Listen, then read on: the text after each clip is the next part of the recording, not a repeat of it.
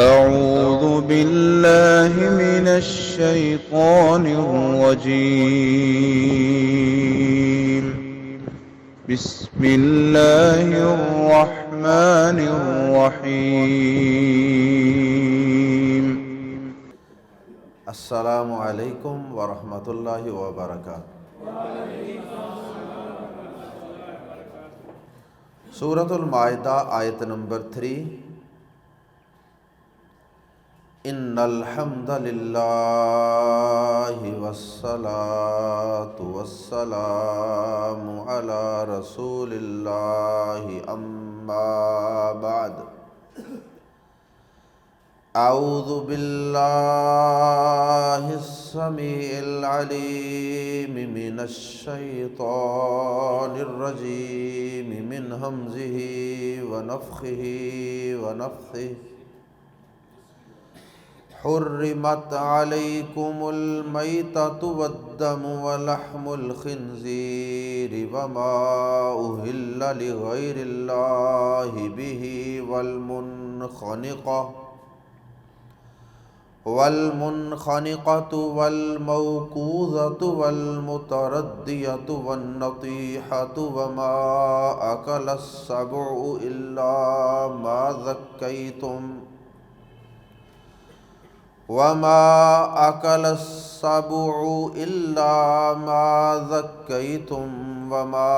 ذبح علی النصب وأن تستقسموا بالأزلام ذالکم فسق۔ اليوم یئس الذین کفروا من دینکم فلا تخشوہم واخشون۔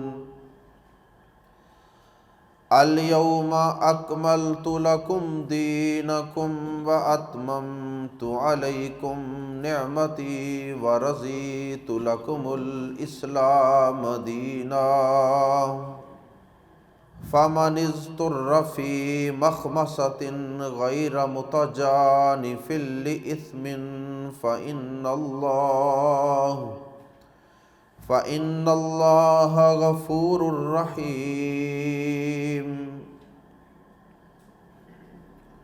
9ویں نمبر پہ فرمایا وما آکل السبع، وما اور جسے آکلا کھایا ہو، السبع درندے نے، اور جسے درندے نے کھایا ہو،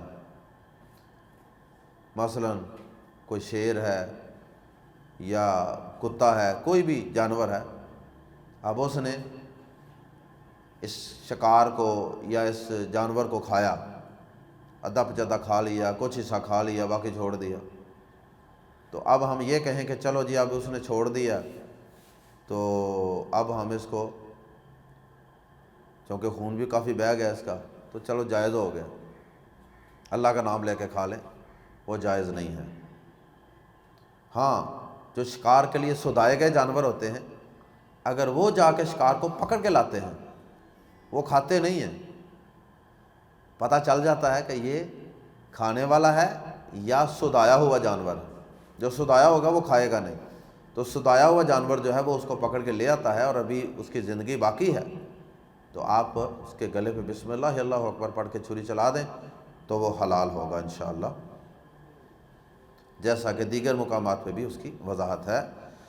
اللہ، جیسا کہ یہاں بھی اللہ پاک نے تھوڑا سا اشارہ کر دیا، اللہ سوائے یا مگر ما جو ذکیتم، جو تم پاک کر لو، جسے تم خود پاک کر لو، اور پاک کرنے سے یہاں مراد ہے شرعی طریقے سے ذبح کرنا، ذبح کر کے شرعی طریقے سے تم اس کو پاک کر لو تو وہ ٹھیک ہے۔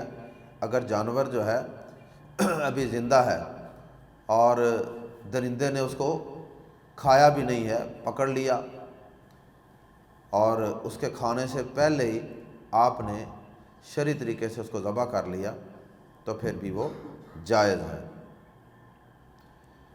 10ویں نمبر پہ فرمایا وما ذبیحہ، یہ بھی فعل مجہول ہے، شروع میں پیش، سیکنڈ حرف کے نیچے زیر، ذبیحہ، اور جو ذبح کیا گیا ہو، علی النصب، آستانوں پر، تھانوں پر، تھانے آستان ان جگہوں کو کہتے تھے جو مشرکین نے بتوں کے نام پہ کچھ چبوترے کچھ جگہ مخصوص بنائی ہوئی تھیں جہاں پر وہ ان کے قرب کے لیے ان کی خوشنودی کے لیے جانور ذبح کرتے تھے۔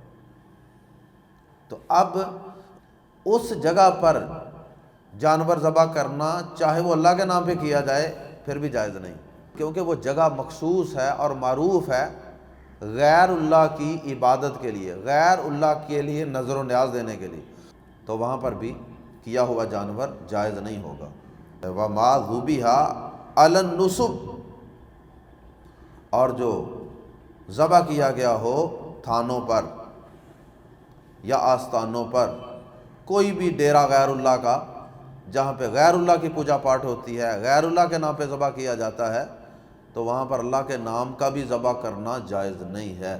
وَمَا أُهِلَّ لِغَيْرِ اللَّهِ بِهِ، اس کے اندر یہ تھا کہ آپ پوری زمین کے اوپر کہیں بھی ذبح کرتے ہیں لیکن وہ غیر اللہ کے نام پہ ذبح کیا جا رہا ہے، اس کی نسبت غیر اللہ کی طرف۔ اب یہاں یہ تذکرہ ہے کہ ایسی جگہ آستانے وغیرہ کہ جہاں غیر اللہ کی پوجا پاٹ ہوتی تھی یا ہوتی ہے، کوئی اور کرتا ہے، آپ وہاں اللہ کے نام پہ بھی جانور ذبح نہیں کریں۔ اگر وہاں کیا جائے گا تو وہ جانور بھی تمہارے لیے حلال نہیں ہے، چاہے وہ بڑی خوبصورت گائے ہو، اونٹ ہو، بکرا ہو، چھترا ہو۔ تو حلال چیزیں بھی دیکھیں بعض اوقات کس طریقے سے حرام ہو جاتی ہیں جب ان کے اندر سے شرک کی بو آ رہی ہو۔ اللہ اکبر۔ سنن نبی داؤد کے اندر وہ حدیث بھی ہے نا، اس کو مزید واضح کرتی ہے۔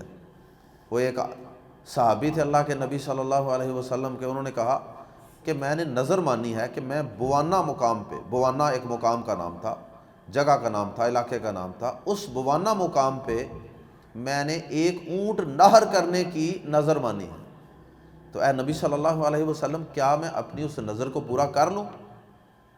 آپ نے، جو لوگ اس وقت موجود تھے نا، آپ نے ان سے پوچھا اچھا یہ بتاؤ کہ کیا وہاں زمانہ جاہلیت کے اندر کوئی غیر اللہ کے نام پہ جانور تو نہیں ذبح کیے جاتے تھے اس جگہ پہ، اس اڈے پہ؟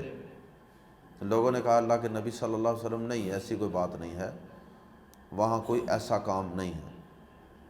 فرمایا کوئی زمانہ جاہلیت کے اندر کوئی وہاں پہ کوئی مشرکین کی کوئی عید وغیرہ تو نہیں وہاں منائی جاتی تھی، کوئی ان کا دن سیلیبریٹ کیا جاتا ہو اس جگہ پہ، کوئی ایسی نسبت تو نہیں ہے شرک سے یا مشرکین سے؟ لوگوں نے کہا نہیں، ایسا بھی کچھ نہیں ہے۔ تو نبی صلی اللہ علیہ وسلم نے فرمایا اس صحابی سے کہ ٹھیک ہے تم اپنی نظر پوری کر لو وہاں جا کے۔ تو یہ ساری حدیث کیا بتا رہی ہے کہ اللہ کے نبی صلی اللہ علیہ وسلم نے اس صحابی کو، اب وہ صحابی جو تھے وہ غیر اللہ کے نام پہ تو جانور نہیں ذبح کرنا چاہ رہے تھے، وہ اللہ کے نام پہ ہی انہوں نے نظر مانی تھی، لیکن جگہ کے متعلق نبی صلی اللہ علیہ وسلم کو کچھ ڈاؤٹ تھا۔ ممکن ہے کہ آپ اس جگہ کے متعلق زیادہ علم نہ رکھتے ہوں، کوئی دور کا علاقہ ہو، تو اس وجہ سے آپ نے لوگوں سے کنفرم کیا، جب کوئی ایسی چیز نہ نکلی تو پھر آپ نے کہا کہ ٹھیک ہے تم جانور ذبح کر لو۔ اور اگر لوگ کہتے کہ جی ہاں وہاں ایسا ہوتا ہے، تو حدیث کے الفاظ سے معلوم ہوتا ہے کہ آپ نے پھر اجازت نہیں دینی تھی کہ یہ نظر پوری نہیں کرنی۔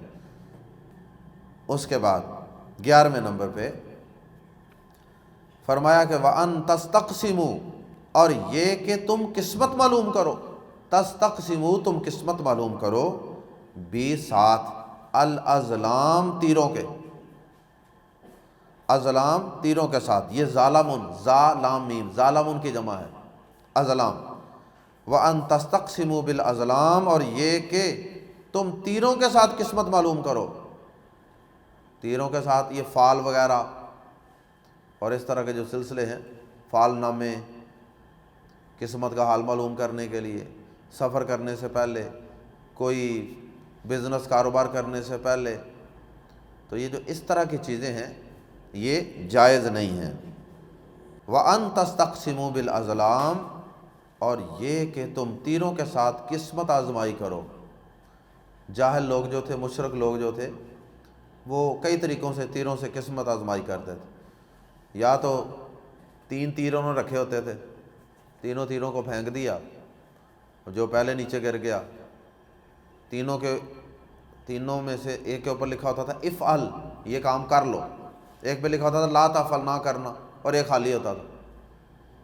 اب اگر تو سب سے پہلے گر گیا افعل والا تو پھر وہ کام کر لیا، اور اگر لا تفعل والا تیر جو ہے وہ پہلے گر گیا تو پھر وہ کام نہ کیا کہ یہ کام اب ٹھیک نہیں ہمارے لیے کرنا۔ اور اگر تیسرا آ گیا جس پہ کچھ نہیں لکھا تو پھر اس کا مطلب ہے کہ دوبارہ ایک دفعہ پھینکو، ابھی بات کلیئر نہیں ہوئی۔ تو اس کی کئی صورتیں تھیں، بہرحال تیر پھینکنے کی کئی صورتیں تھیں۔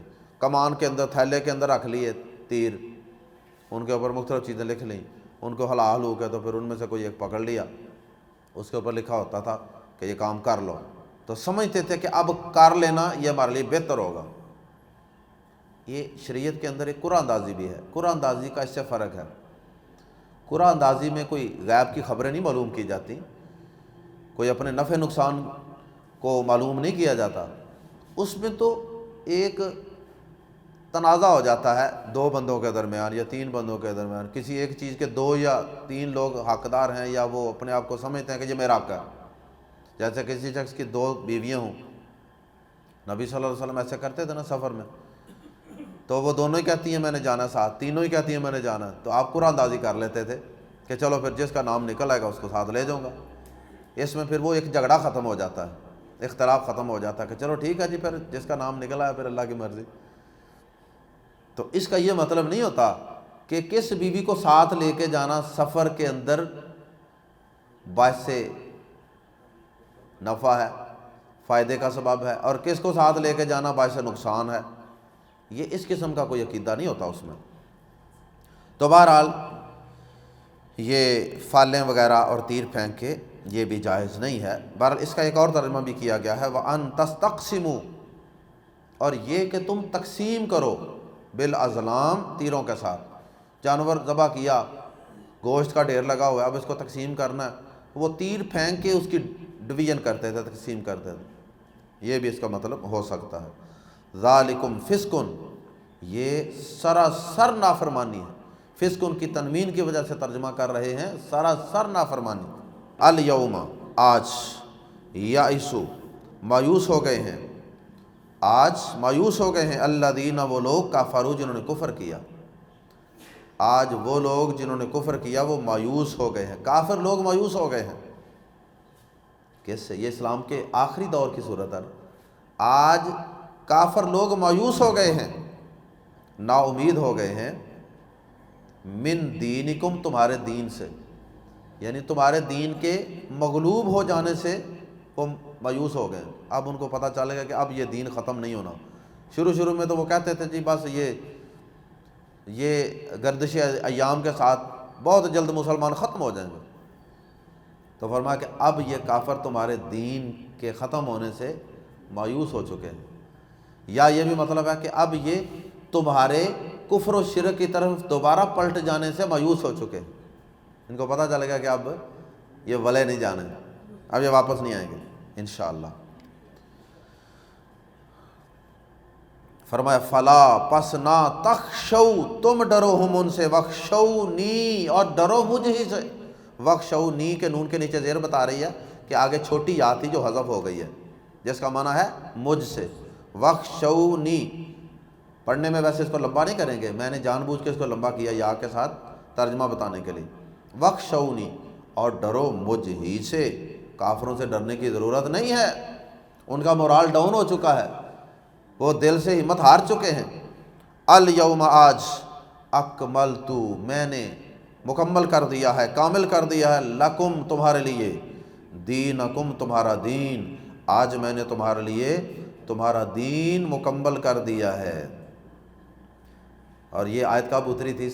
صحیح بخاری کے مطابق یوم عرفہ کے دن نبی صلی اللہ علیہ وسلم جب آخری خطبہ حج ارشاد فرما رہے تھے تو جمعہ کا دن تھا، یوم عرفہ تھا، 9 ذو الحجہ، اس دن یہ آیت اتری، الیوم اکملت لکم دینکم، آج میں نے تمہارے لیے تمہارا دین مکمل کر دیا ہے۔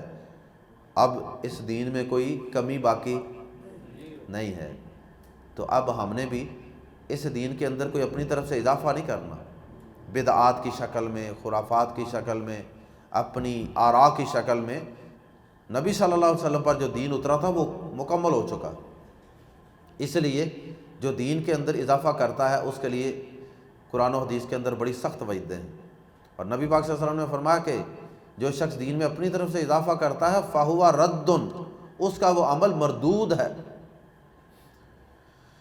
الْيَوْمَ أَكْمَلْتُ لَكُمْ دِينَكُمْ، آج میں نے تمہارے لیے تمہارا دین مکمل کر دیا۔ جو مختلف نبیوں سے چلتا چلتا آخری نبی پہ پہنچا، اب اس کو آخری نبی صلی اللہ علیہ وسلم کے ذریعے سے میں نے مکمل کر دیا۔ وَأَتْمَمْتُ عَلَيْكُمْ نِعْمَتِي، اور میں نے تم پر اپنی نعمت پوری کر دی، تمام کر دی۔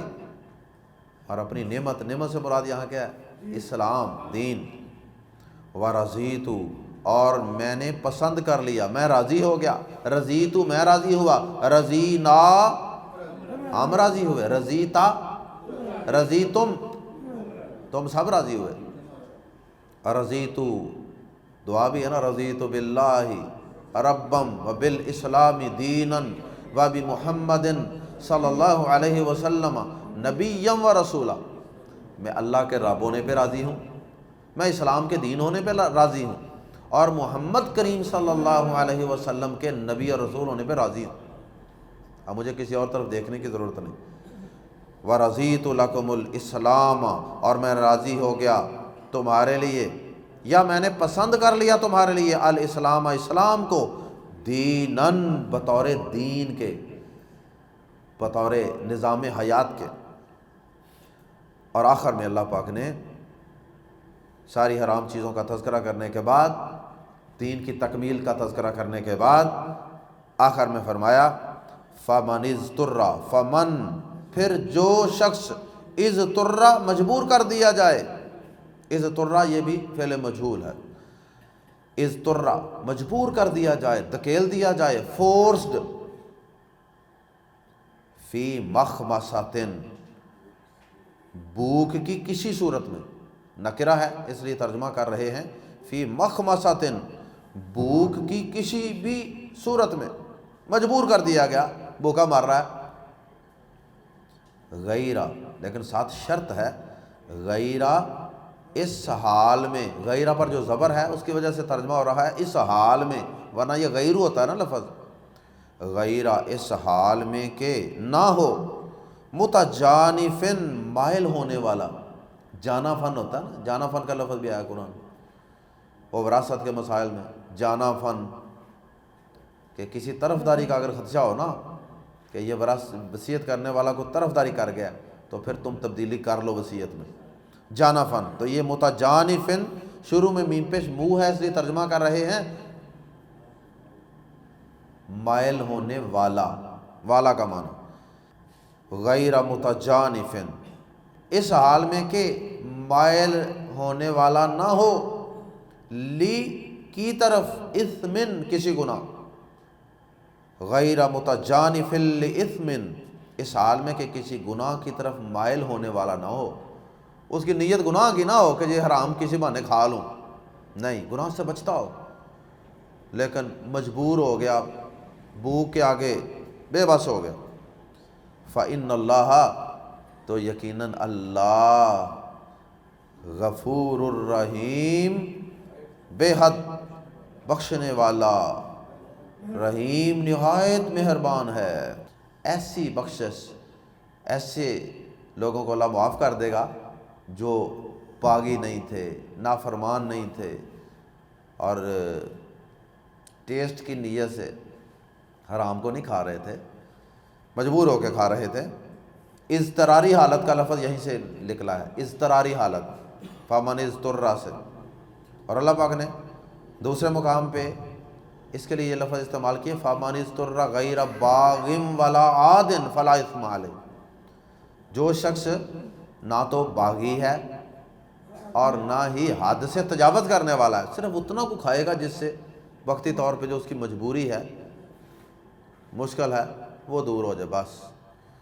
یہ نہیں کہ وہ لیونگ سٹینڈرڈ جو ہے اس کو بلند کرنے کے لیے سود کھائی جا رہا ہے، سالہ سال سے بینک میں پیسے رکھوائے ہوئے ہیں، اور بچیوں کی شادیاں ہو رہی ہیں جی، بارات لے کے جانی ہے جی، کوٹھی ودیا سے بنانی ہے جی، اس کے لیے میں نے بینک سے لون لیا ہوا ہے جی، تو یہ کوئی مجبوری نہیں ہے، تو بہرحال موجودہ دور کے اندر تو شاید ہی اس کی کوئی صورت کہیں بنے کہ آدمی مر رہا ہو بھوک سے اور اس کو حرام کھانا پڑے۔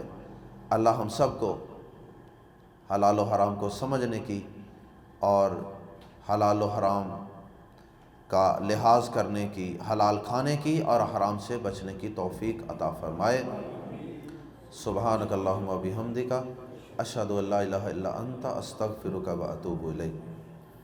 سبحان اللہ و بحمدہ عدد خلقہ و رضا نفسہ و زنۃ عرشہ و مداد کلماتہ۔ اللہم صل علی محمد وعلی آل محمد وبارک وسلم۔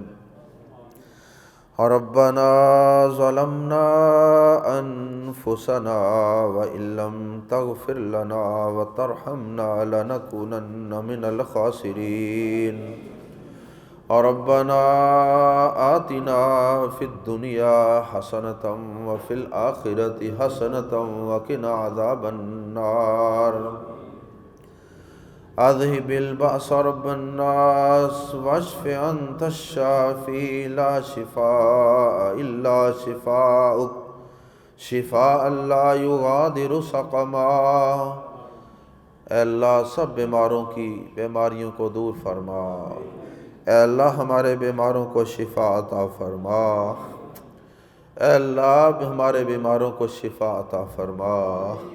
اے اللہ ہم سب بیمار ہیں، اے اللہ ہم سب کمزور ہیں، اے اللہ ہم سب تیری رحمت کے امیدوار ہیں۔ اللہ ہم سب کو اپنی رحمت سے، اپنے فضل سے، جسمانی بیماریوں سے، روحانی بیماریوں سے شفا عطا فرما۔ اے اللہ بطور خاص جن کے والدین بیمار ہیں اللہ ان کو شفا عطا فرما۔ اے اللہ جن کے والدین بیمار ہیں، اے اللہ جن کے والدین بیمار ہیں، پریشان ہیں، اللہ ان کی بیماریوں کو دور فرما، ان کی تکلیفوں پریشانیوں کو دور فرما۔ اے اللہ جن کے والدین دنیا سے جا چکے، تیرے پاس جا چکے ہیں، اللہ ان پہ اسی طرح رحم فرما جس طرح یا اللہ انہوں نے اپنی اولاد پر، اپنے بچوں پہ اللہ بچپن کے اندر رحم کیا، اللہ ان پہ رحم فرما۔ رب ارحمہما کما ربیانی صغیرا، رب ارحمہما کما ربیانی صغیرا۔ اے اللہ جن کی اولادیں بے دین ہیں، نافرمان ہیں، اللہ ان کو ہدایت عطا فرما۔ اے اللہ ان کے دل کو اپنے دین کی طرف پھیر دے، اے اللہ ان کے دلوں کو اپنے دین کی طرف پھیر دے۔ اے اللہ جو والدین کے نافرمان ہیں اللہ ان کو والدین کے فرما بردار بنا۔ اے اللہ والدین کی آنکھوں کی ٹھنڈک بنا۔ ربنا هب لنا من ازواجنا وذرياتنا قرة اعین واجعلنا للمتقین اماما۔